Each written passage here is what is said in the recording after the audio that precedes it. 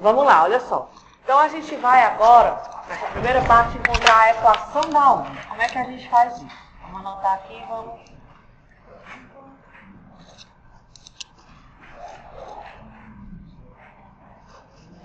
Vamos lá. Na aula passada, uma das coisas que a gente fez, já perto do final da aula, foi encontrar uma expressão para a velocidade v de propagação de uma onda numa corda, não foi? Como é que a gente fez isso? Eu analisei um pedaço do pulso, coloquei as forças de tensão que estavam puxando essa corda, e aí a gente analisou e encontrou essa expressão V igual a raiz de T sobre μ, né? Ou seja, a raiz da tensão sobre a densidade linear da corda. Foi? A gente vai analisar de novo uma parte da corda, certo? E vai usar aquela relação que é válida, que é quem determina como a onda, vamos lá, com que velocidade a onda se propaga numa corda, né? Quanto mais fracionada, menos fracionada, mais densa, menos densa, e aí vai. Então, digamos que você tem aqui o eixo X e o eixo Y.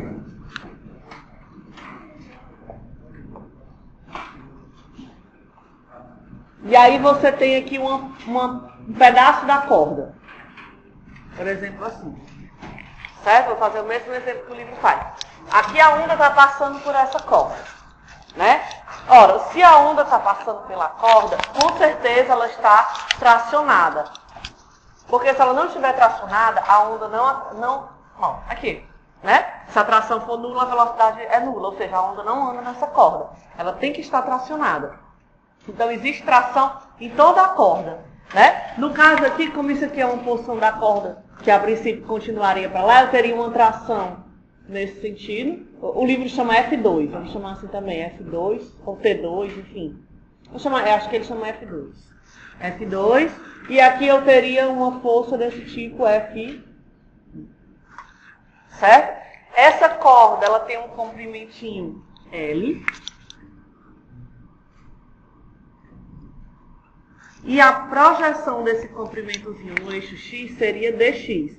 Aqui, claro que eu estou fazendo um pedaço grande para poder a gente enxergar. Mas isso é infinitesimal, né? Quanto menor, mais próximo da realidade vai ser. Então, supondo que eu tenha pegado um pedaço bem pequenininho da corda, de modo que o comprimento dela é praticamente igual à projeção dela no eixo X, certo? E ela está tensionada dos dois lados. Do jeito que está aí, se eu decompuser essas forças de tensão, F1 e F2, eu vou ter aqui uma componente para a direita, F2x, aqui uma componente para cima, F2y, aqui uma componente para baixo, F1y, e aqui uma componente para a esquerda, mais para baixo, F1x. Né? Que é F1. F1. Pronto. Então, olha só. A gente vai supor, não precisa ser, mas a gente vai supor sempre que a corda está tracionada dos dois lados com a mesma força. Né? Está puxando igualmente o lado esquerdo e o lado direito. Então, F1 é igual a F2. Certo? Só que aqui, se isso for verdade, se as tensões forem iguais, o que você pode dizer a respeito de F1x e F2x? Se cancelam, né? Só vai sobrar a resultante na vertical. Por quê? Por conta da inclinação, né? Até no desenho você percebe um pouco que essa componente, a princípio, é menor que essa, por conta da inclinação da corda. Né? Então vamos supor isso daí. Vamos supor que eu só vou ter resultante na vertical. Então eu vou escrever a segunda lei de Newton. Nada mais que isso. Ó. Força resultante igual a massa. Só que eu vou pegar só um pedaço da massa. A massa só daquele pedacinho de corda. Vezes a aceleração. Essa corda, ela vai acelerar em Y e em X. Y. A aceleração, a princípio, vai ser para cima, né? Ó, porque eu vou ter uma resultante a princípio para cima, porque FY2 é maior. F2Y é maior. Então aqui eu vou ter um AY. Onde? Quem é a força resultante aqui? F2Y menos F1Y, né? F2Y, ó, menos F1Y é igual a dm vezes AY. Quem é esse dm? dm é a massa, certo? Só que a gente não está interessado em usar massa. Para a gente é melhor escrever isso aí em termos de densidade. É uma informação mais genérica. Então, se eu quiser escrever a massa em função da densidade, como é que eu escrevo? Massa é igual a... Vamos escrever a densidade, melhor, né? Pronto. Densidade é igual a massa sobre o comprimentinho, né? Pequena massa sobre o comprimentozinho da corda L. É densidade linear. Mi é densidade linear, porque isso basicamente só tem comprimento, né? Sigma é a densidade superficial, quando eu tenho uma área, ou seja, uma folha de papel, que a espessura é muito pequenininha. E ρ, quando eu tenho um volume, né? De qualquer forma, é só se eu tiver a densidade linear em função do comprimento. Superficial, área. E volumétrica, volume. Certo? Então, eu quero escrever a massa, ó. dm vai ser igual a μ L. Só que o L, ele é praticamente igual a dx, concorda? Já que eu estou fazendo esse pedacinho bem pequenininho, a gente comentou isso até no comecinho, que o L ele tende a dx. Porque eu estou pegando um pedaço... Claro que se eu pegar um pedaço grande, não é verdade. Isso aqui parece ser maior que esse. Mas se eu pegar um pedacinho bem pequenininho aqui, ó, isso aqui, ó, é praticamente igual a sombra dele aqui, quase igual. Que é muito pequeno, né? Aí vamos lá. Então a massa é μ dx. A aceleração é em y. Como é que eu faço para descobrir a aceleração? Lembrando que eu tenho essa equação, ó, y, x e t, ym, seno, kx, menos ômega t.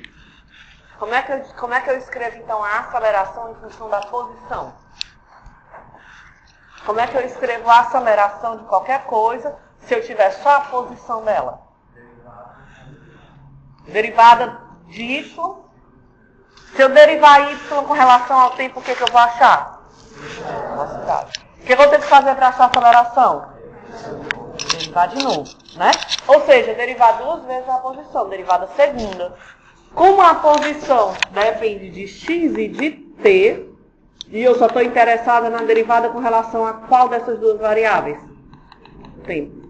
Então, eu vou fazer uma derivada parcial. Então, eu vou dizer que o AY, ó, estou anotando aqui os dados, ó. AY vai ser a derivada parcial de y, né?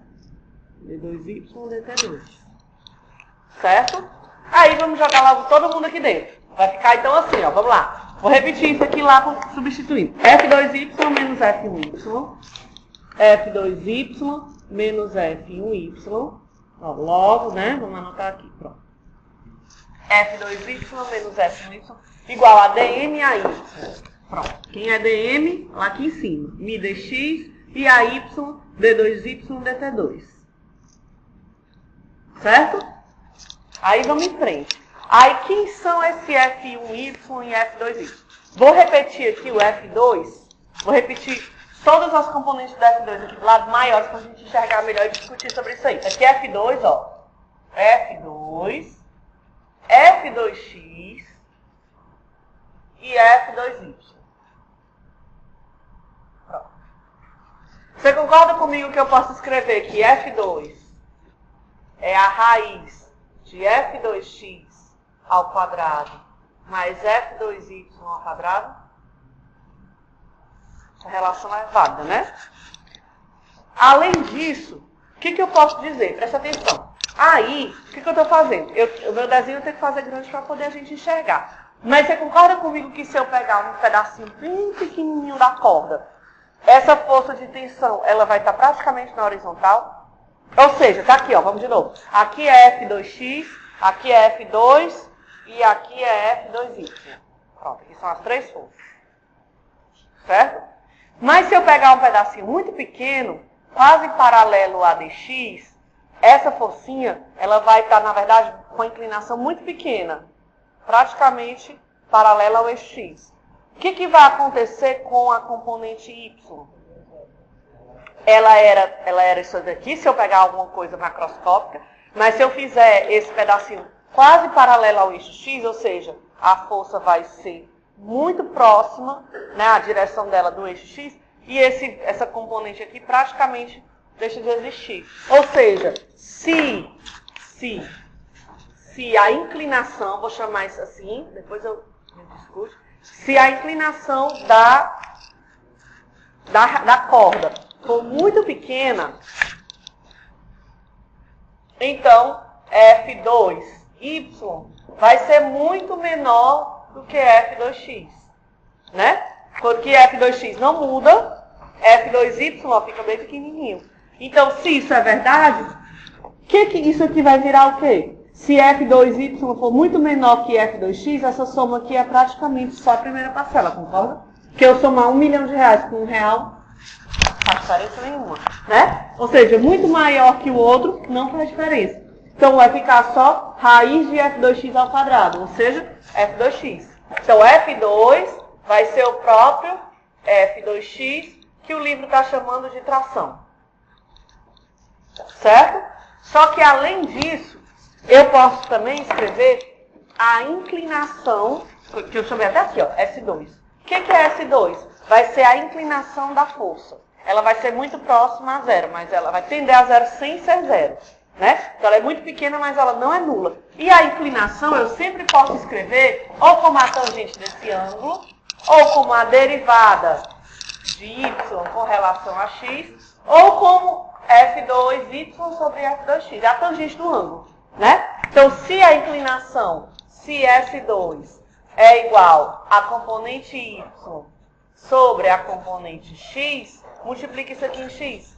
F2y vai ser igual a F2x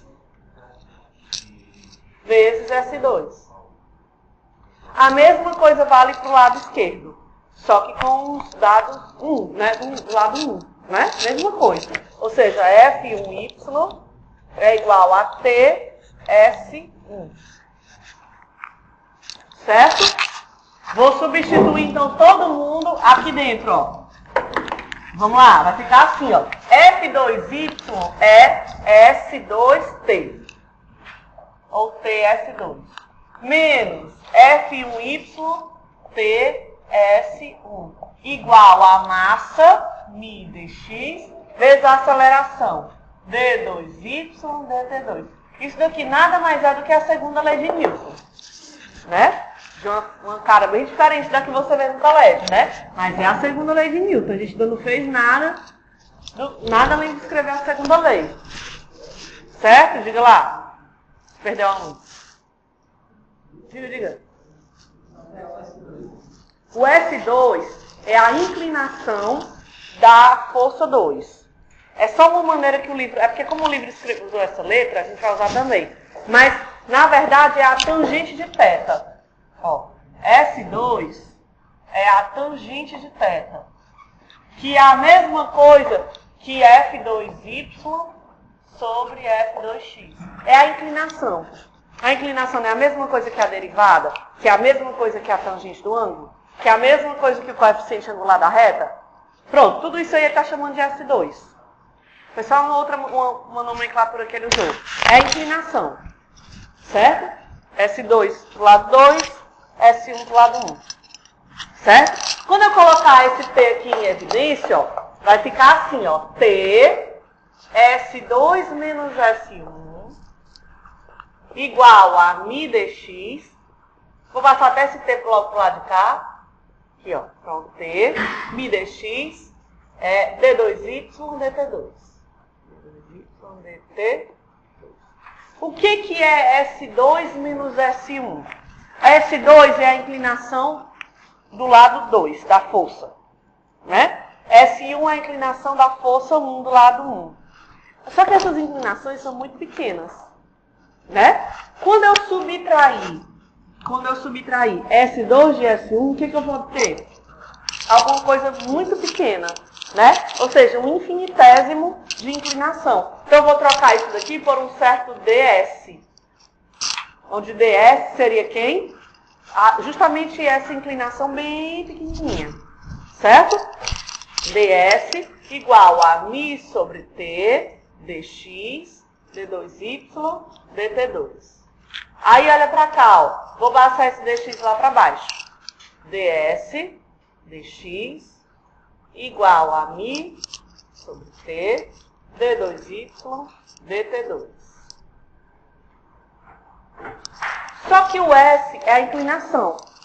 E eu acabei de falar que inclinação eu posso medir tanto como a tangente desse ângulo, como a cateto oposto sobre o cateto adjacente, ou como a derivada. Então eu posso escrever esse S, onde, ó, aqui, ó, vou escrever ele aqui do lado. S pode ser escrito como a derivada de y com relação a x. É assim que a gente define a inclinação de uma reta, né? dy dx. Se eu jogar aqui dentro do S, essa derivada vai ficar assim, olha pra cá, ó. Já tem uma derivada lá. Fica assim, ó. Vou só repetir a derivada que tá lá. d dx. Isso já tem lá. Vezes S, né? Só que o S é isso daqui, ó. dy dx. Igual a mi t d2y dt. Ora, aqui eu tenho uma derivada duas vezes. Derivada segunda, né? Só que com relação a x. Derivada segunda de quem? De y. Tá lá ali, y lá no cantinho, ó. Y só varia em x. A função y. Quantas variáveis a função y tem? Duas. Então, aqui, essa derivada aqui, ó. Essa derivada segunda, eu vou ter que escrever como derivada d2y dx2 igual. O que é mi sobre t? Olha para a lousa que tem a resposta. Tem alguma grandeza que relaciona tensão e a pronto. V é igual a quem? Raiz de t sobre mi. Então, isso daqui é o quadrado do inverso da velocidade, né? 1 sobre v ao quadrado, d2y, dt. Pronto, essa é a equação, o que a gente chama de equação da onda. Ou seja, ela vai descrever, observe como essa equação ela é interessante. Por quê? O que foi que a gente fez? Vou repetir. A gente pegou um pedacinho da corda, aplicou a segunda lei de Newton. Esse pedacinho de corda, se a onda passa nele, é porque ele está sob tensão. Tensão de um lado, tensão do outro. Certo? Eu fiz ele ser bem pequenininho, de modo que o comprimento é a mesma coisa que a projeção. Segunda lei de Newton. Massa vezes aceleração. Resultante vai ser só em y, porque em x cancela. Massa, aceleração. A massa eu vou escrever em função da densidade. Mi dx. E a aceleração derivada derivada segunda da posição. Joguei aqui dentro. F2y, F1y, massa e aceleração. Né? Aí agora eu vou abrir essas forças aqui ali do lado. Vou botar o teorema de Pitágoras para as componentes. Vou escrever a força como sendo a raiz f ao quadrado é igual a fx ao quadrado mais fy ao quadrado. Né? Abri aqui, ó. Aí o que foi que eu fiz desse passo para esse passo? Eu disse que a inclinação é muito pequena. Se a inclinação é muito pequena, o que vai acontecer é que a componente vertical é praticamente zero. Só sobra a horizontal. Então, quando eu zerar isso daqui, ó, vai ficar aqui F2 é a raiz de F2x ao quadrado. É o próprio F2x. Aqui. Que a gente está chamando de tensão. E eu chamei a inclinação. Como eu posso chamar a inclinação, eu disse até agora há pouco. Tem várias maneiras de você dizer o que é a inclinação de uma reta. É o coeficiente angular, é a tangente do ângulo, é a cateto oposto sobre o cateto adjacente, é a derivada dela com relação a variável, no caso, ortogonal, né, ou eixo x. Então, aqui eu escrevi como a inclinação como sendo o cateto oposto sobre o cateto adjacente. Então, F2, y, é só multiplicar aqui, ó. S2, F2x. S2, F2x. Só que o F2x é o próprio texto. Pronto, ficou a mesma coisa para um lado e para o outro, só que a diferença é o S. Aí joguei para cá, ó, colocando o T em evidência, né? Botei o T em evidência, já baixei ele aqui, ó. mi dx sobre t, S2S1, D2Y, DT2. Aí daqui para cá que você também, de novo, tem que pensar um pouquinho. O que é S2 menos S1? É a subtração entre duas inclinações. Só que cada inclinação já é pequena. Então a subtração entre elas é menor ainda, por isso que eu botei esse ds. Só que S é a inclinação resultante.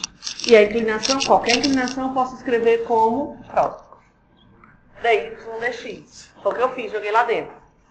Certo? Aqui daqui para cá eu só passei o dx para baixo. Aí joguei o S como y dx. Tá aqui, ó.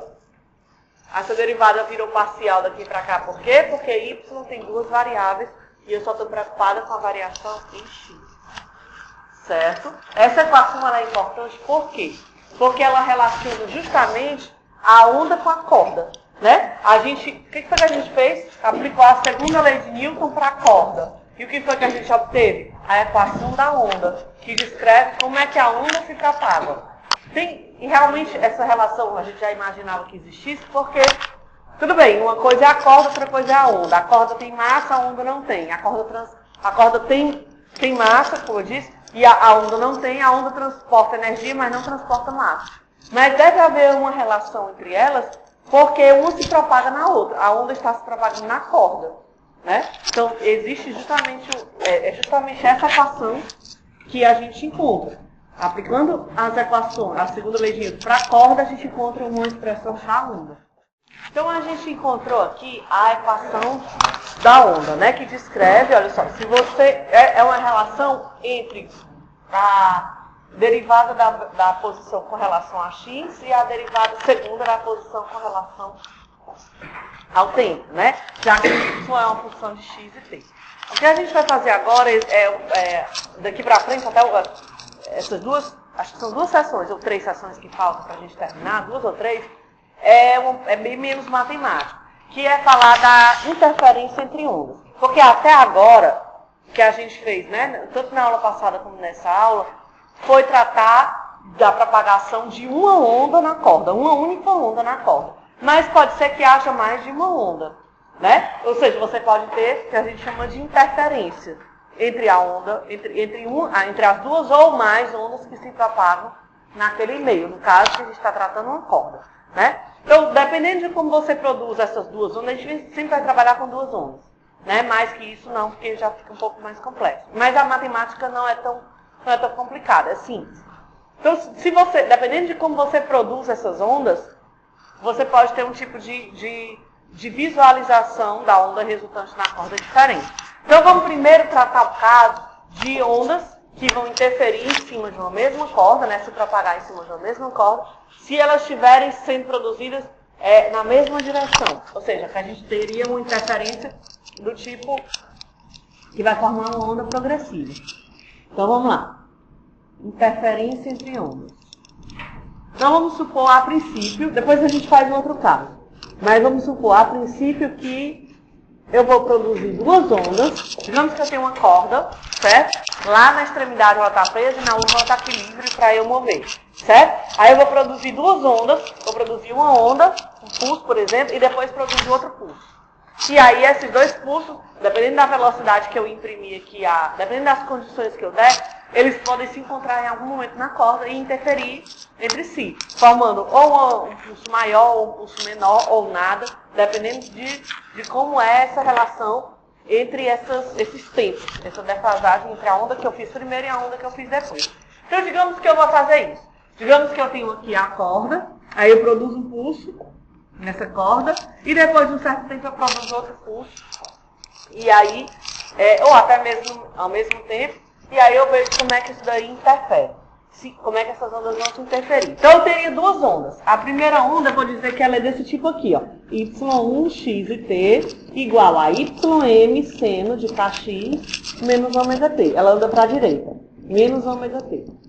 Certo? A segunda onda, eu vou supor que ela tem as mesmas características da primeira onda.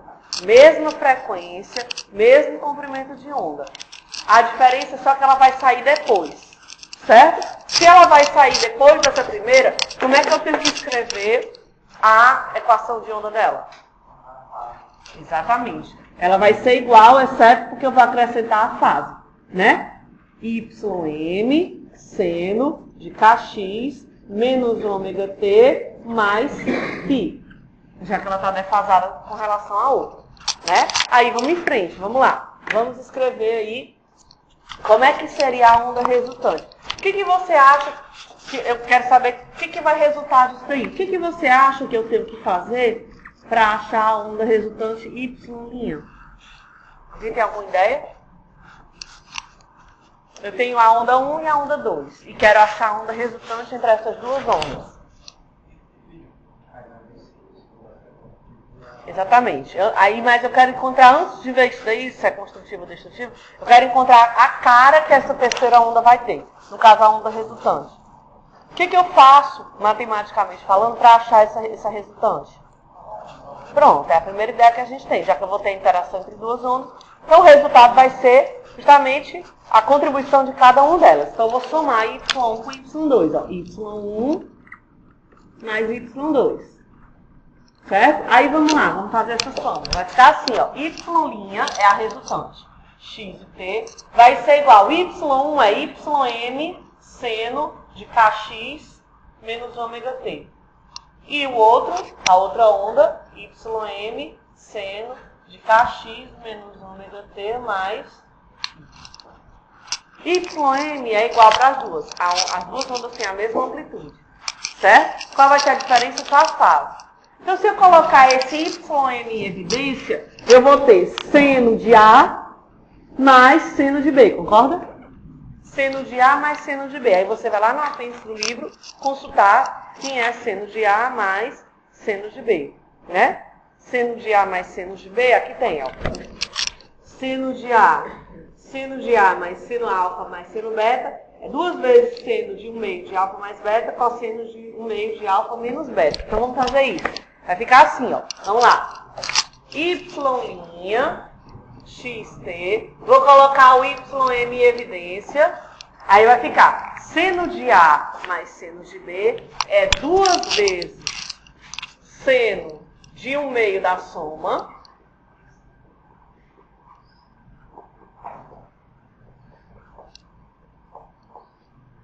Vezes o cosseno de 1 meio da diferença. 1 meio da diferença. Kx menos ômega t menos Kx mais ômega t menos... Certo? Aí vamos arrumar quem a gente puder arrumar. Vamos lá. Y' x e t é igual a YM igual a 2YM. Aí aqui vai ficar o quê, ó? Kx mais Kx, 2Kx, ômega t, menos 2 ômega t mais φ.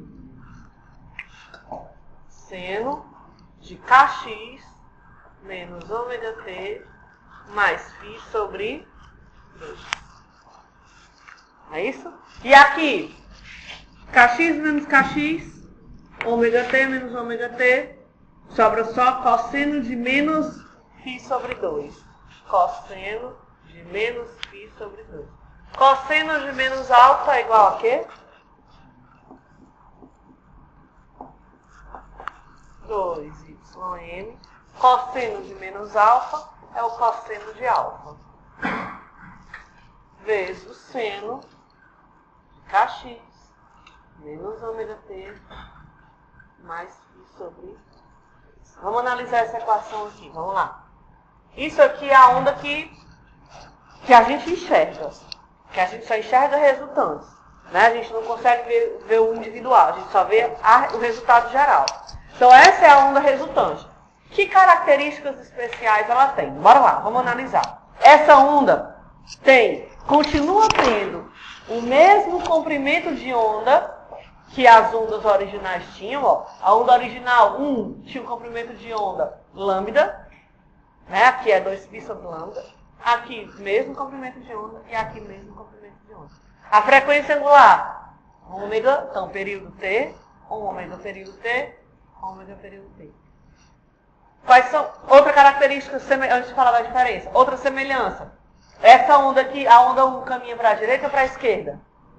A onda 2 e a resultante também.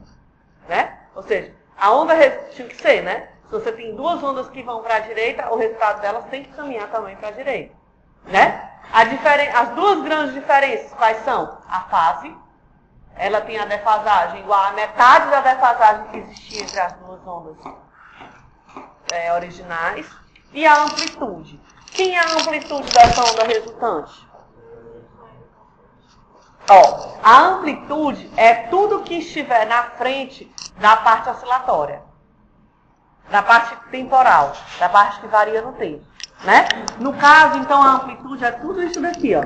2ym cosseno de π sobre 2. Amplitude, peraí. Tudo isso aqui é amplitude, ó. Certo? Ou seja, essa amplitude agora, ela vai depender da fase. Vamos pensar um pouquinho, vamos lá. Se você tem... Vamos pensar um pouquinho. Aí depois vamos para a parte matemática. Se você tem duas ondas, dois pulsos que são produzidos ao mesmo tempo na mesma corda, certo? Não tem defasagem entre eles. Você acha que a onda resultante disso daí vai ter uma amplitude maior, igual ou menor que a amplitude das ondas originais? Você imagina que seja maior, já que elas estão iguais na mesmo lado, você imagina que você vai somar, você vai ter agora uma crista que é o dobro das outras. Vamos ver se isso é verdade. Se não há defasagem entre as ondas, esse φ é quanto? Zero. Então, se não há defasagem, φ é zero. Se o φ for zero, o que vai acontecer? Cosseno de zero, 1. 1 vezes 2ym. Então, a onda resultante, ó, ela vai ter essa cara aqui, ó. 2ym seno de kx menos ômega t. Ou seja, como a gente esperava. Quer dizer, se você não tem defasagem, a onda 1 está aqui, a onda 2 está aqui, ó, igualzinha, né? E a onda resultante, mesmo comprimento de onda, mesma frequência angular, mesma direção, só que agora a amplitude é o dobro das ondas originais. Você disse que nesse caso você teve uma interferência construtiva, né? Por quê? Porque as ondas contribuíram uma com a outra para gerar uma terceira onda que é maior que as ondas originais. É a única coisa que o nosso olho vê, na verdade. A gente não vê as ondas individuais, a gente vê a interferência entre elas. Certo? E se eu tiver agora uma onda, certo? Produzida na corda, de modo que a outra que vem em sequência está defasada de π. A maior defasagem que pode acontecer entre duas ondas é π, né? A menor é 0 e a maior é π, que é justamente quando elas estão completamente fora de fase. Se eu tivesse essa situação, se o φ for π, se o φ for igual a π, o que você imagina que aconteça antes de analisar a parte matemática? Que aí não, é como se eu tivesse uma onda aqui e outra onda de cabeça para baixo, né? Girada de π dela. Ou seja, eu vou ter uma interferência destrutiva. Vamos ver se isso aqui é verdade. Se o φ for π, cosseno de π sobre 2, 0. 0 vezes qualquer coisa. Ou seja, a onda que eu vou ver, eu não vou enxergar nada, na verdade. Eu vou ver a corda reta, parada, né? Sem haver propagação de onda nela, porque, na verdade, existem duas ondas, mas elas estão interferindo destrutivamente entre si. Aí a gente não enxerga a onda resultante, certo? Isso se eu tiver as ondas se propagando na mesma direção. Mas eu posso ter as ondas se propagando em direções opostas. Vamos analisar isso daí. Que aí eu vou ter uma onda estacionária, né?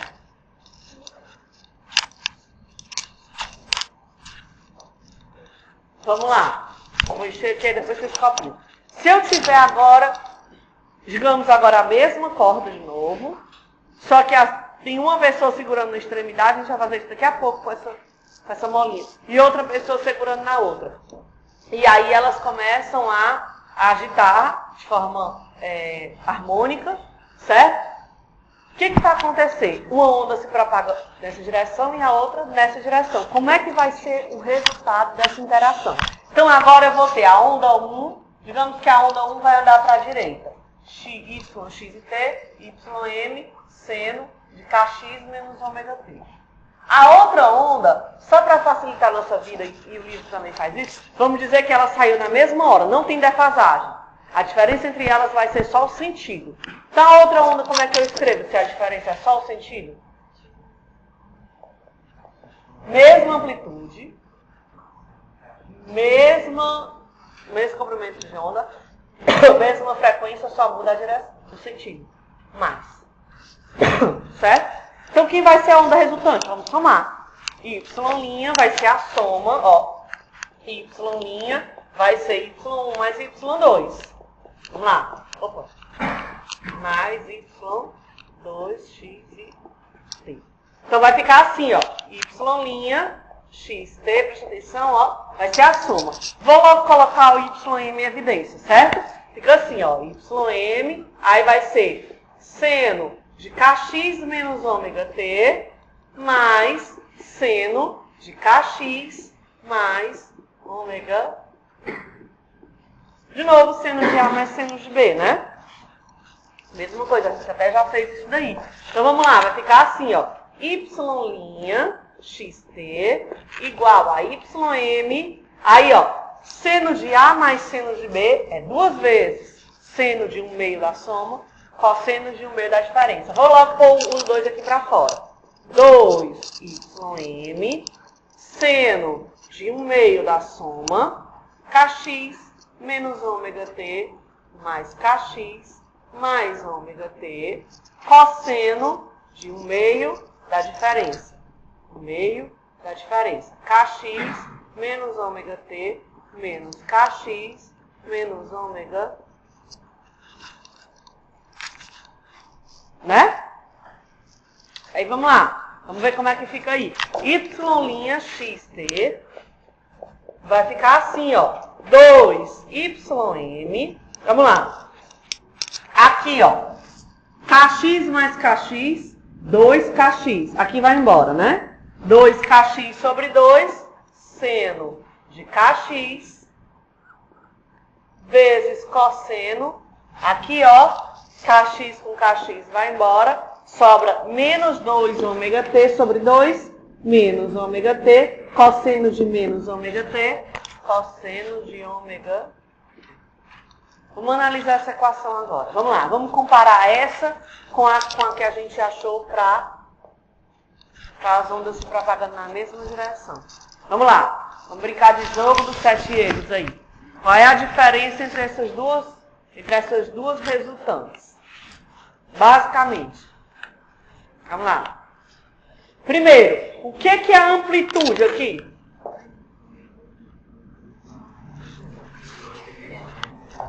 Dois Ym, 2Ym seno ou 2Ym cosseno? Por que o cosseno não é amplitude? Porque ele é a variável do tempo, né? Ou seja, esse aqui é que é a variável temporal. O tempo tem que correr. Então, esse aqui não é a amplitude. A amplitude é o que não é dependente do tempo. No caso aqui, ó. Essa daqui é a amplitude. Aí vamos analisar essa amplitude. Vamos lá. Olha só, tem muitas diferenças entre esse caso e o caso anterior que eu marquei ali. Primeiramente, a amplitude no caso anterior. Vamos lá. Aqui. Essa amplitude que eu marquei aqui, ela é constante ou variável? Depois que as ondas começaram a se propagar lá, ela varia ou ela é constante? Constante.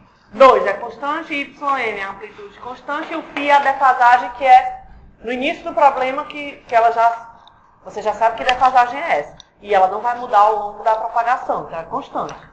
Né? Aqui, essa amplitude é constante ou variável? Variável. Dependendo da posição que você olhar, a amplitude é uma. Ó, a amplitude varia com x. Primeira grande diferença. Segunda grande diferença. Essa onda aqui, ó, ela se propaga no tempo e ela oscila no tempo. Olha pra cá. Ó, quando o tempo passa, o x passa também? Sim. Então é uma onda que está se propagando no tempo. Aqui, essa onda se propaga no tempo? Não. O tempo corre, mas a posição dela não muda. Não depende de T, a parte oscilatória dela. Ou seja, é o que a gente chama de onda estacionária. Ela tem esse nome justamente porque ela é uma onda que não se propaga. Ela só oscila para cima e para baixo. A gente vai ver já já um exemplo melhor na prática do que eu fazer aqui o desenho. Mas uma onda estacionária é justamente aquela... Porque o que é uma onda progressiva? Aquela onda que se propaga.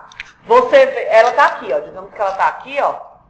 Certo? Se você pudesse enxergá-la no instante posterior, ela estaria para aqui, ó. Viaja um pouquinho para a direita. E no instante posterior, agora ela está aqui, ó. E mais para frente, agora ela está aqui, ó. Ou seja, ela está caminhando para a direita. Primeiro está aqui, depois aqui. 1, 2, depois 3, depois 4. Então a onda, a corda não. A corda só sobe e desce, sobe e desce, sobe e desce, sobe e desce. Mas a onda, a gente vai ver daqui a pouco, você tem a sensação de que ela está caminhando para a direita, ou para a esquerda. No caso, para a direita. Que ela é uma onda progressiva. Está aqui, ó. Quando o tempo passa, aqui no caso, quando o tempo passa, a posição também passa. Ou seja, ela está andando com o tempo. O tempo vai correndo, a posição vai correndo. Né? Essa onda estacionária, não. A onda estacionária, o nome já está dizendo, ela está fixa no tempo. Ou seja, você olha para ela, olha para a onda, ela está aqui, ó. Olha para ela no instante posterior, ela continua aqui, só que só fez descer. Agora ela está aqui embaixo, ó. Aí você olha... Aqui tá horrível, né? Peraí. Aqui, ó. A onda está aqui, aí depois no instante posterior ela está aqui, e depois no instante posterior ela está aqui de novo, e no outro instante... Essas posições aqui, ó, que a gente vai chamar de nó, e essas posições aqui que a gente vai chamar de antinó, elas não mudam. Elas são fixas no tempo. Porque na equação o x não varia, ó. Vamos encontrar as posições desses nós e desses antinós. Depois a gente continua. Vamos lá. Ora, um nó. Você acha que no nó a amplitude dessa onda é 0 ou máxima? 0. Se eu estou no nó, é justamente a posição onde eu não tenho amplitude. Né? É por isso que eu digo que a amplitude varia no tempo. Ó. Desculpa, a amplitude varia conforme a posição. Porque se você estiver bem aqui, a amplitude é 0. Se você estiver bem aqui, ela é máxima. Se você estiver bem aqui, ela já é outro valor. Vamos encontrar essas posições. Bora lá. Se eu estiver falando de um nó, em um nó eu sei que a amplitude é 0. Ou seja, a amplitude ser 0 significa que isso aqui que eu marquei em vermelho é 0. Qual é a condição matemática para que isso aqui em vermelho seja 0? É que esse seno seja 0, concorda? Então, o seno de kx, se eu estiver no nó, o seno de kx é 0. Aqui o signo trigonométrico. Seno, cosseno. Seno, cosseno. Quanto é que tem que ser kx para que esse seno seja 0? 0, π, 2π, 3π, 4π, nπ, onde o n é quem? 0, 1, 2, e assim vai. Né? Só que esse K, quem é que lembra que é esse K? Não é a constante elástica da mola. Número de onda. Que é quem? 2π sobre lambda. Para cá, ó. 2π sobre lambda vezes x igual a nπ. Então, olha para cá, ó. Vou isolar o x, que é justamente a posição. Vai ser n vezes lambda sobre 2. Essa é a posição do nó. Vamos ver se está correto. Vamos lá. Se o n for 0, eu tenho que posição? 0. Na posição 0 eu tenho um nó? Sim. Se o n for 1, eu tenho que posição? Lambda sobre 2. Lambda sobre 2. Ou seja, eu andei meio comprimento de onda. Bem aqui eu estou aonde? No nó. Se o n for 2, 2 sobre 2, 1, eu estou aonde? X igual a lambda. X igual a lambda bem aqui, ó. Outro nó. Se o n for 3, 3 lambda sobre 2. Andei mais meio comprimento de onda. Estou no nó de novo. Então, está correto. Então, eu vou ter um nó sempre que eu estiver na posição n vezes lambda sobre 2. Sempre que eu andar lambda sobre 2 para frente, eu vou cair no nó. E o antinó? Qual é a condição? O que acontece com a amplitude quando eu estou na posição de um antinó? Pronto, ela é máxima, né? Ou seja, se eu estiver no antinó, é porque seno de kx é quanto? 1. Se o seno de kx é 1, é porque o kx é quanto? Π sobre 2, 3π sobre 2, 5π sobre 2, 7π sobre 2. O número ímpar de π sobre 2, né? Então, n mais 1 meio de π, né? No caso, de π. Estou botando no meio lá dentro. Né? Vamos ver se é verdade. Vamos lá. Aliás, vamos logo escrever aqui, igual a gente fez aqui. K como lambda, 2π sobre lambda, depois a gente confere.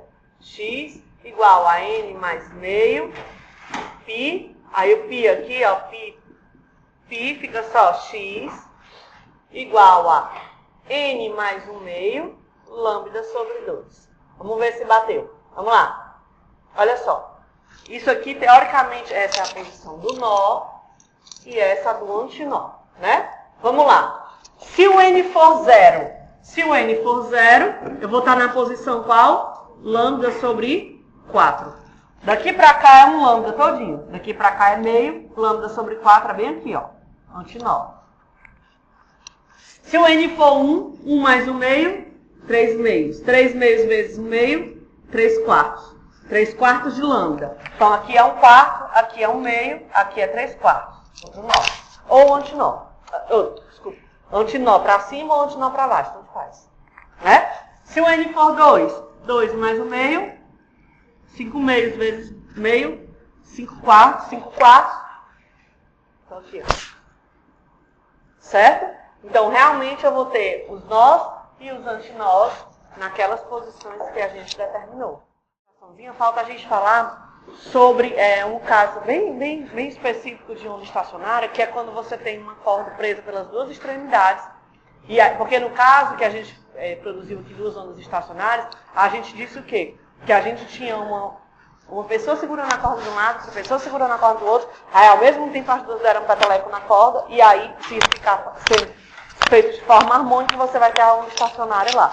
Tem outra maneira de você produzir uma onda estacionária, que é o que você faz, por exemplo, quando você vai tocar violão, por exemplo, ou instrumento de corda que é a corda presa. Que é justamente você prender as duas extremidades da corda e produzir uma oscilação naquela corda, né? Se você conseguir produzir uma oscilação que seja igual à frequência natural de oscilação daquela corda, ela vai entrar em ressonância e aí você vai ter a formação da onda estacionária e, dependendo de como você produz isso daí, você pode ter determinadas frequências, que é justamente o que você vai ouvir, a nota musical, né? Então, digamos que você tem aqui, ó. Digamos que você tem aqui, vou fazer ali do outro lado, é melhor. É quadricular. Digamos que você tem aqui uma extremidade e a outra extremidade, certo? Duas paredes. Elas são separadas pela distância L. E aí você tem uma corda aqui no meio. Certo? Aí você vai perturbar, excitar essa corda. Você puxa ela e solta. Certo? Vai haver a formação de uma onda estacionária aí. Qual é a onda estacionária mais simples de se formar nessa corda? Se a extremidade está presa... detalhe, antes disso, falta falar de uma coisa importante. Segura aí. Porque o que vai acontecer? As extremidades estão presas. Certo? Quando você produzir uma onda... Falta falar dessa coisa importante. Digamos que eu tenho aquela mesma que a gente vai brincar daqui a pouco, prende ela na parede e a outra sua mão fica livre para mexer. Certo? Aí você mexe essa corda, formando uma onda. Quando essa onda chegar, até a aula de hoje, a gente dizia assim, a corda é infinita. Não quero saber o que acontece lá na parede. Mas vai acontecer alguma coisa. Se essa corda, estiver presa na parede, o que vai acontecer é que, quando a corda, imagina que daqui é a parede, aí a onda está chegando lá, certo? Quando ela chegar lá na parede, o que está acontecendo? A sua mão, lembra que a gente discutiu isso na aula passada, a sua mão produziu uma força para levantar esse pedaço da corda para cima. Como ela está tensionada, esse pedaço puxa o próximo, que puxa o próximo, que puxa o próximo. Quando você puxar a mão para baixo, é efeito inverso, que puxa o próximo e assim vai. Quando essa parte aqui da corda chegar aqui, ela vai tentar puxar a parede para cima. A parede não vai, mas vai haver uma força de reação na parede e na corda. Em que sentido? Exatamente, no sentido oposto. Aí você vai ter uma onda refletida que caminha aqui por baixo, ó, e volta. Exatamente, ela se inverte. Ela se inverte por conta da reação da parede nela, que tem que ser oposta. Né? Então, sempre que você tiver a extremidade fixa, quando a onda bater lá, ela tem que voltar como se fosse um espelho. Né? Ela vai bater e refletir como se fosse um espelho mesmo. Certo? Se a extremidade for solta, por exemplo, se você prender um aro, aqui a parede de volta, só que aí na ponta da corda você prender um arozinho. Certo? O que vai acontecer é que ela vai simplesmente subir, o aro sobe junto e vai descer e vai voltar. Certo? Então ela vai voltar do mesmo jeito que ela foi. Sem mudar, ela volta. Enquanto que se você tiver a extremidade fixa, ela vai por cima e volta por baixo. Por quê? Por conta da reação da parede. Certo? Aí vamos voltar para esse caso aqui. Digamos que você produziu uma onda nessa extremidade, nessa corda. Se as duas extremidades estão presas, nas extremidades você vai ter nós ou antinós? Nós, né? Extremidade fixa você tem um nó. Na extremidade livre, digamos assim, você tem um antinó. Porque a corda sobe, né? Depois desce. Então, se você tem, aqui você tem que ter um nó, aqui você tem que ter um nó. A onda mais simples, digamos assim, que pode se formar aí nessa corda, é isso daqui, ó. Concorda? Opa. Seria a reflexão dela, por baixo. Né? Seria a onda mais simples que você pode formar. 2 nós e um antinó. Certo? Ora, nesse caso aqui, olha pra cá. Aqui eu tenho uma onda inteira. Aqui eu tenho um comprimento de onda? Não. Para eu ter um comprimento de onda, isso aqui teria que vir para cá, né? Ó. Ou seja, eu posso dizer que esse L é igual a quem em relação ao comprimento? L é igual a lambda sobre 2, ou lambda é igual a 2L. Concorda? Qual seria a segunda onda mais simples, digamos assim, a se formar? Vamos lá. Ora, aqui nas extremidades eu tenho que ter nós, né? Então eu tenho que ter um nó aqui, um nó aqui. Vou acrescentar outro nó aqui, né? Então a ondinha agora vai ser isso daqui, ó. E a reflexão dela que vem, na verdade, que vem de lá, porque eu não sei desenhar de lá pra cá. Né? Agora, quem mantém L, né? Ó, a distância transparente se mantém. Então, L é igual a próprio lambda. Ou seja, eu posso escrever que o lambda é igual a 2L sobre 2, não posso? O terceiro tipo de onda mais simples, para cá, seria acrescentar um nó. Eu tinha um nó bem no meio. Vou acrescentar um, então eu vou botar um aqui assim para cá e o outro aqui assim para cá. Certo? Vai ficar assim, né? Ó. Aqui, aqui, aqui. Certo? Vamos lá. Daqui para cá eu tenho um comprimento de onda. Né? Daqui para cá eu tenho quanto? Então, um comprimento de onda mais meio comprimento de onda é igual a L, tamanho da corda. Né? 2 mais 1. 3 lambda sobre 2 é igual a L, ou lambda é igual a 2L sobre 3. E assim vai. Já dá para perceber aí uma certa regra, né? Quando aqui, ó, na primeira configuração, eu tenho que o lambda é 2L sobre 1. Na segunda configuração, o lambda é 2L sobre 2. Na terceira configuração, o lambda é 2L sobre 3. Ou seja, para qualquer configuração, lambda é 2L sobre N. Onde N vai ser justamente o que a gente chama de número do harmônico. Primeiro harmônico, segundo harmônico, terceiro harmônico, e assim vai. Né? Se você quiser escrever a frequência, ora, eu sei que V é igual a lambda F. Então, F é igual a V sobre lambda. Então, F é igual a V vezes N, vamos botar assim, N vezes V sobre 2L. Esse V sobre 2L é o que você chama de, é como se fosse a frequência fundamental. É o primeiro harmônico. Quando o N vai, quando seria o N igual a 1, né? se o n igual a 2, você tem sempre um múltiplo desse valor fundamental, né, para a frequência de vibração. Tem um exemplo, rapidinho aqui, a gente termina já. Aqui no livro de vocês, ó, ele fala, no início do capítulo, ele falou sobre a ponte do milênio, não sei se vocês lembram, que foi a ponte que foi inaugurada para ligar a Catedral St. Paul à Galeria de Arte lá em Londres, para comemorar o milênio, que estava chegando, 2001, né? Vocês não eram nem nascidos, né? E aí, eram bebezinhos, né? Aí, ó, aí ele diz que a ponte começou a oscilar. Por que a ponte começou a oscilar? Justamente porque, ó, ele fala que quando ela, no começo tinham poucos pedestres, eles estavam andando em cima da ponte, mas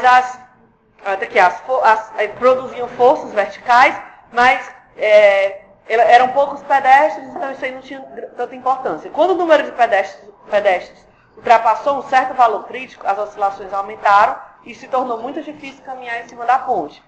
Para se manter em equilíbrio, os pedestres começaram a sincronizar os passos com o balanço da ponte. Aí agravou o problema, né? Porque aí aumentou, justamente eles entraram em ressonância com a ponte, que agravou o problema e obrigou as autoridades a fecharem a ponte até que um sistema de amortecedores fosse instalado. Aí ele fala que o mesmo tipo pode acontecer, por exemplo, em pista de dança. Ele fala aqui, por exemplo, que, pista de dança, cadê quem fala? Pronto, pista de dança suspensa, ela tem que ser construída com, pelo menos, a frequência natural de mais de 5 Hz. Porque foi calculado que as pessoas pulando, no show de rock, por exemplo, a frequência do pulo é mais ou menos 2 Hz. Aí eles colocam 5 Hz para ter uma certa segurança, né? Então, justamente essas frequências, no caso da ponte do milênio, ele disse que as pessoas caminhando coincidiram com o segundo harmônico, com n igual a 2, aqui, né?